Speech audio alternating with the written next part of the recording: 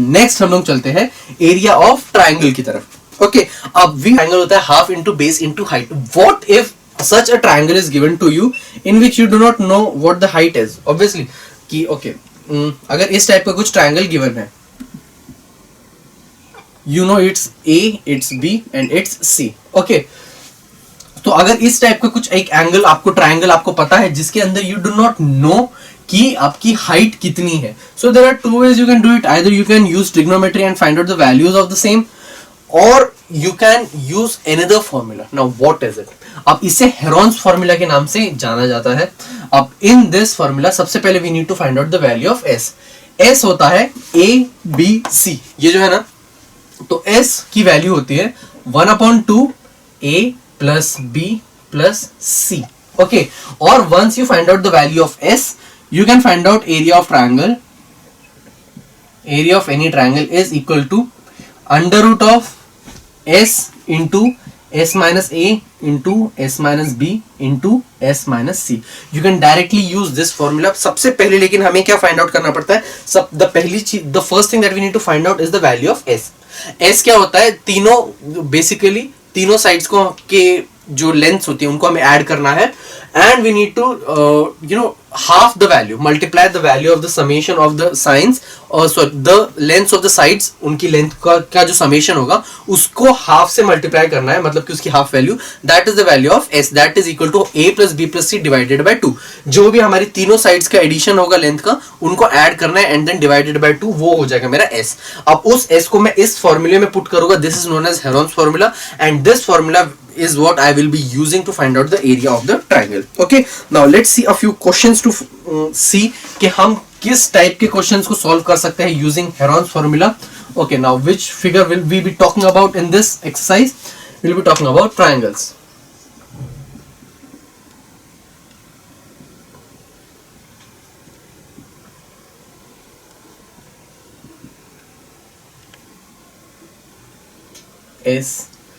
S minus A.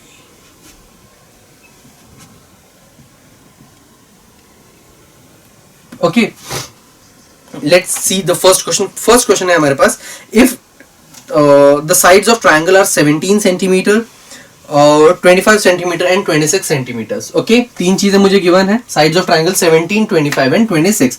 तो मैं मान लेता हूँ कि here A is equal to 17, B is equal to 25 and C is equal to 26.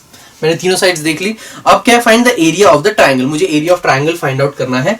तो अब A पता है, B पता है, C पता है। एरिया ऑफ सबसे पहले मैं S फाइंड आउट करूंगा। S will be equal to, S की वैल्यू क्या हो जाएगी, A plus B plus C divided by 2, that will be equal to, A कितना है 17 plus 25 plus 26 divided by 2, which will be equal to 68 divided by 2, that is equal to 34। ये है मेरी S की वैल्यू। अब एरिया ऑफ ट्राइंगल क्या होता है, area of triangle is equal to under root of S into S minus A into S minus B into S minus C, which will be equal to under root of S कितना है 34, मतलब कि 34 minus 17 multiplied by 34 minus 25 multiplied by 34 minus 26, which will be equal to under root of 17 into 25 minus, this is 9 into 24, this is 8. Okay, so इसकी value हो जाएगी, okay, अब 34, okay, one more thing, यहाँ पे S भी होता है, मतलब कि यहाँ पर भी रहेगा 34, तो यहाँ पर भी रहेगा 34 इंटू 17 इंटू 9 इंटू 8। अब मैं इसको इसकी रूट हमें फाइंड आउट करना है। हम क्या कर सकते हैं, इसको ब्रेक कर सकते हैं। ओके, अब कैसे ब्रेक करूंगा मैं, 34 को मैं लिख सकता हूँ 2 इंटू 17, 34 को मैं क्या लिख सकता हूँ 2 इंटू 17। ओके, 9 को मैं लिख सकता हूँ 3 इंटू 3, सॉरी इसके बाद 17 ऑलरेडी है, सो मल्टीप्लाइड बाय 17। 9 को मैं लिख सकता हूँ 3 इंटू 3 इंटू 3। 8 को मैं लिख सकता हूँ 2 इंटू 2 इंटू 2, 2 इंटू 2 इंटू 2। अब ध्यान से अगर मैं देखूं तो 2 कितनी बार आया है, 1 2 3 4, तो इसको मैं लिख सकता हूँ होल का अंडर रूट ऑफ 2 का पावर 4। 17 आया है 2 बार, मतलब 17 का पावर 2। 3 आया है 2 टाइम्स, मतलब कि 3 का पावर 2। सो अब अगर मुझे इसका रूट निकालना है तो obviously it's easier for me. कैसे? सिर्फ वो जो पावर है, रूट क्या होता है? Raise to the power 1/2। So basically मुझे क्या गिवन है? 2 का पावर 4 मल्टीप्लाइड बाय 7 का पावर का स्क्वायर इंटू 3 का स्क्वायर और इसका होल पावर 1/2। यही गिवन है मुझे, because that is the value of the root. Okay, that is the meaning of the root of anything, उसका पावर 1/2 कर देना। ओके, तो मैं क्या करूंगा? पावर को ले जाऊंगा इंडिविजुअल नंबर्स के पास, तो ये हो जाएगा 2 का पावर 4 इंटू 1/2 मल्टीप्लाइड बाय 17 का पावर 2 इंटू 1/2 मल्टीप्लाइड बाय 3 का पावर 2 इंटू 1/2। सो ये हो जाएगा 2, ये हो जाएगा 1, ये हो जाएगा 1। तो ये कितना हो जाएगा? 2 का square into 17 into 3 that is equal to 4 into 17 into 3 that is equal to 12 into 17, जिसकी वैल्यू हमारे पास होगी 204 into square centimetre, 204 square centimeters. Okay, so if you know the other ways of finding the root of anything, you can go for that.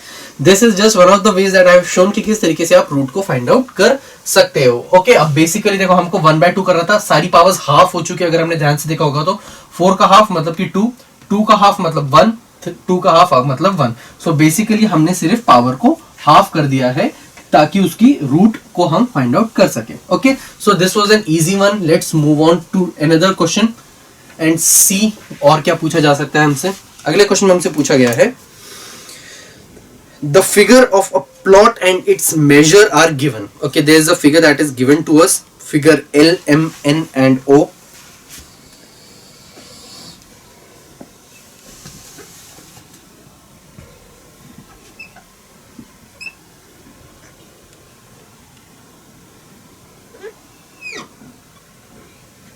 Okay, अब इसके अंदर LM is equal to 60। LM कितना है? This is 60, LM की length है। MN की length है 60, MN की भी लेंथ है 60। LN की लेंथ है 96, LN की लेंथ है 96। OP is equal to 70 metres. OP मतलब कि यहां से एक परपेंडिकुलर ड्रॉप किया गया है एंड इसको P नाम दिया गया है and OP is 70 centimetre. Okay, so find the area of the plot. See, it's a very easy one. अब ध्यान से देखिए, अगर मैं इस L, M और N के फिगर की बात करूं, यह है A, यह है B और यह है C। Okay, in triangle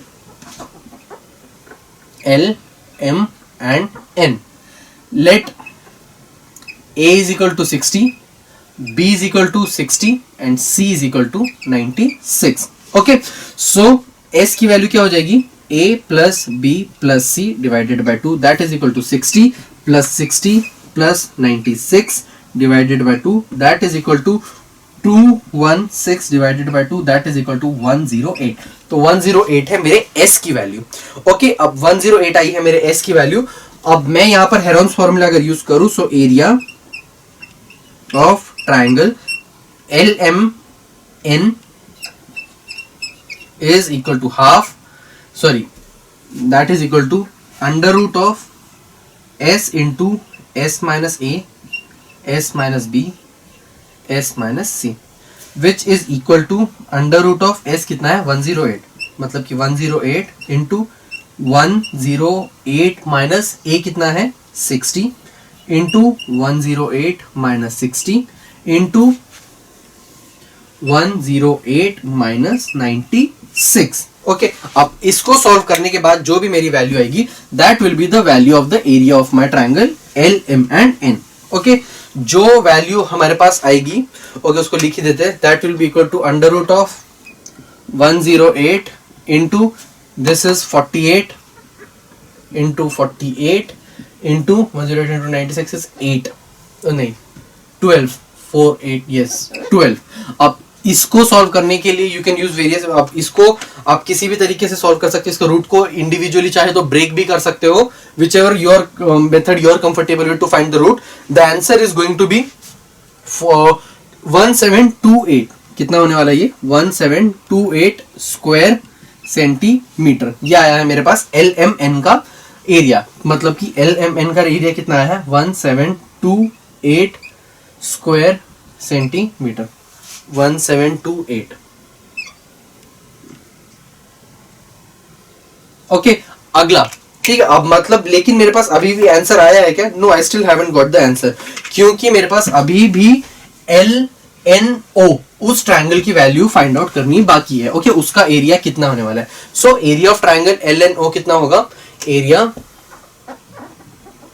of triangle LNO is equal to, अगर मैं LNO को ध्यान से देखूं, मुझे सिर्फ एक साइड पता है और एक हाइट पता है, परपेंडिकुलर डिस्टेंस मतलब कि उसकी हाइट। So this can be written as half into base into height. अब बेस कौन सा होगा? ये वाला ऑब्वियसली, तो ये हो जाएगा half into 96 into height is कितना है? ये परपेंडिकुलर वाला मतलब कि 70। This is equal to 48 into 70 which will be equal to